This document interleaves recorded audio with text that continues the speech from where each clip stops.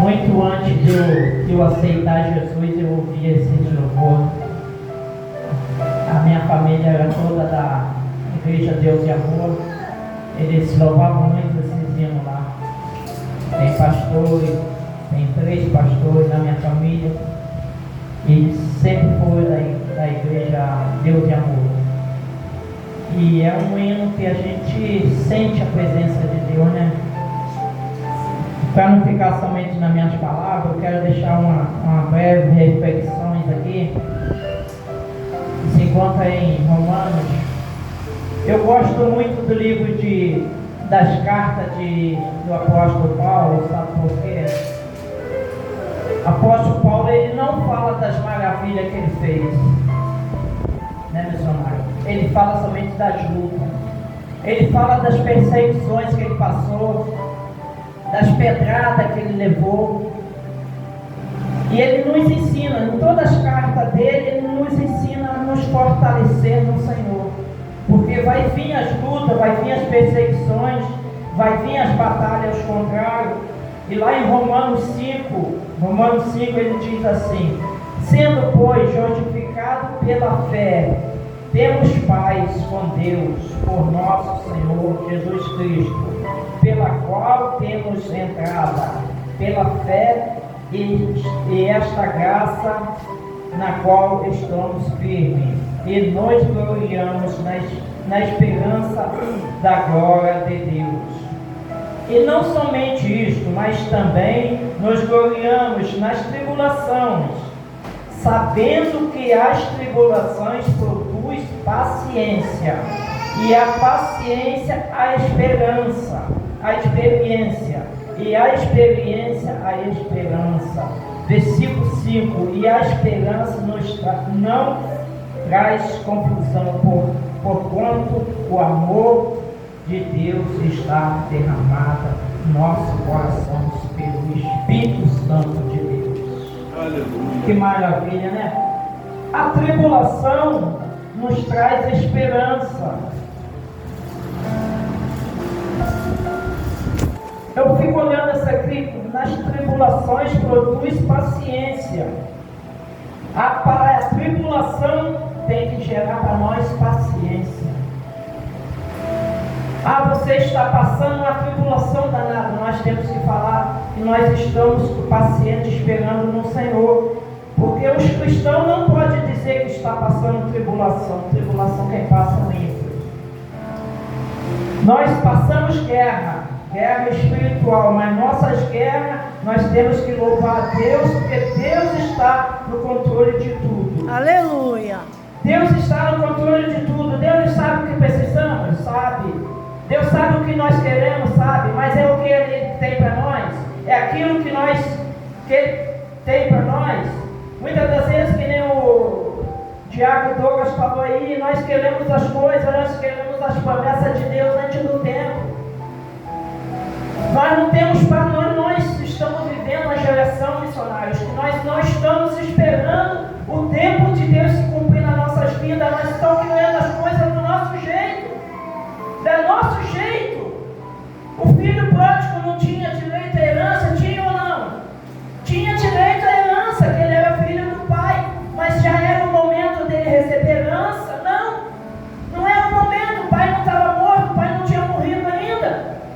E ele recebeu, e essa herança que ele recebeu gerou conflito, ele passou humilhação, foi humilhado. Por quê? Porque ele quis pegar uma coisa que não era tempo dele receber, não estava no tempo de Deus para se cumprir na vida dele, e ele quis pegar: eu quero a minha herança, eu quero a minha parte.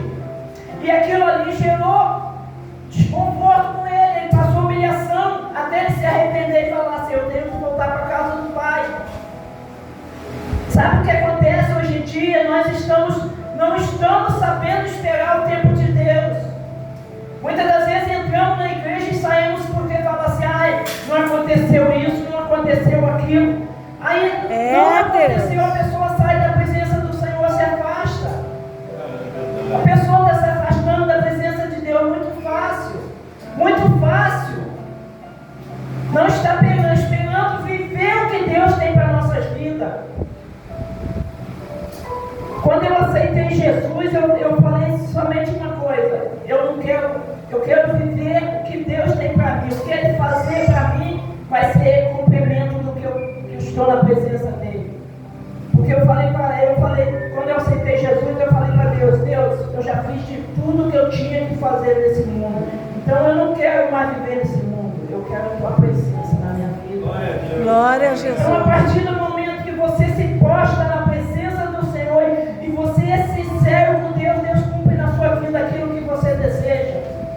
Precisamos ser sinceros com Deus, falar com nossos corações: Deus, eu preciso disso, somente disso. Quando eu aceitei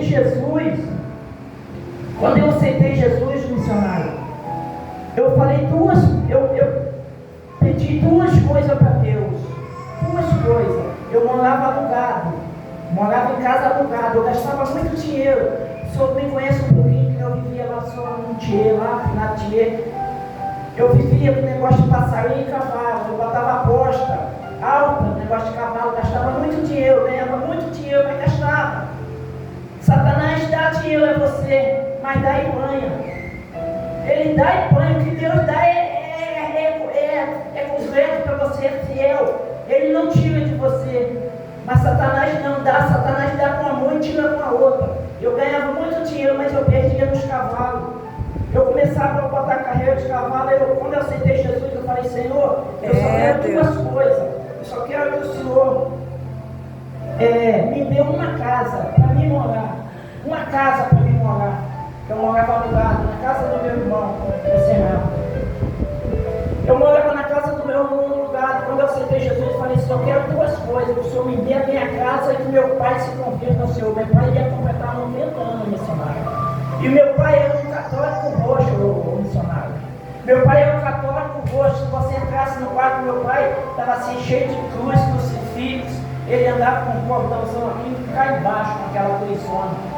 Não podia mexer nas coisas dele. E quando eu aceitei Jesus, com 2 anos, ele começou já meio debilitado.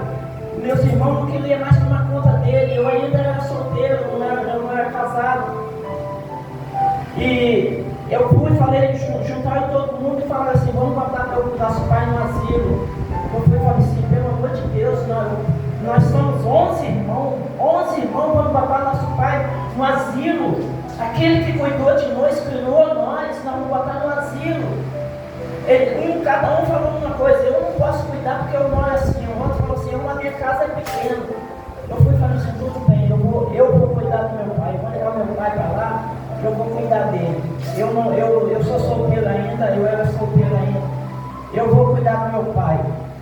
Aí eu peguei meu pai e trouxe para cá. Eu comecei a cuidar do meu pai.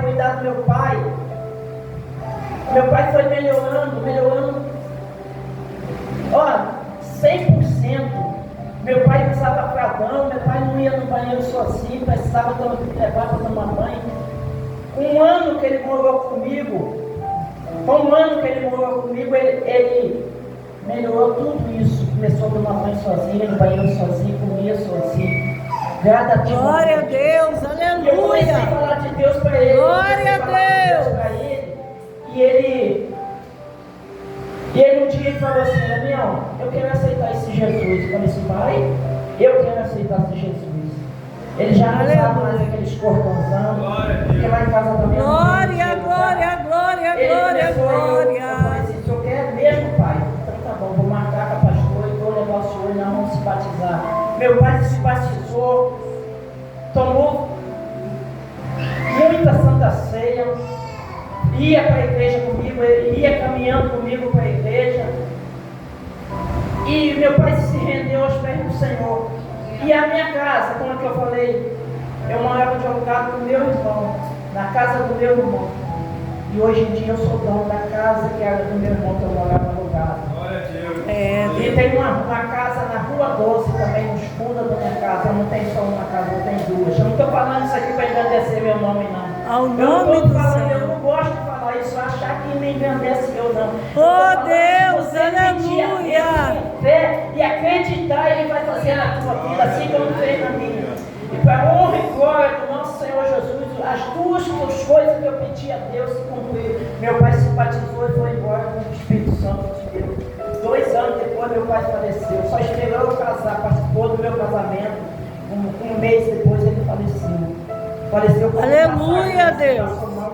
Glória, glória a Deus. Então, tudo que eu pedi a Deus, Deus cumpriu na minha vida. Por que eu vou Aleluia. por que eu vou virar as costas para esse Deus?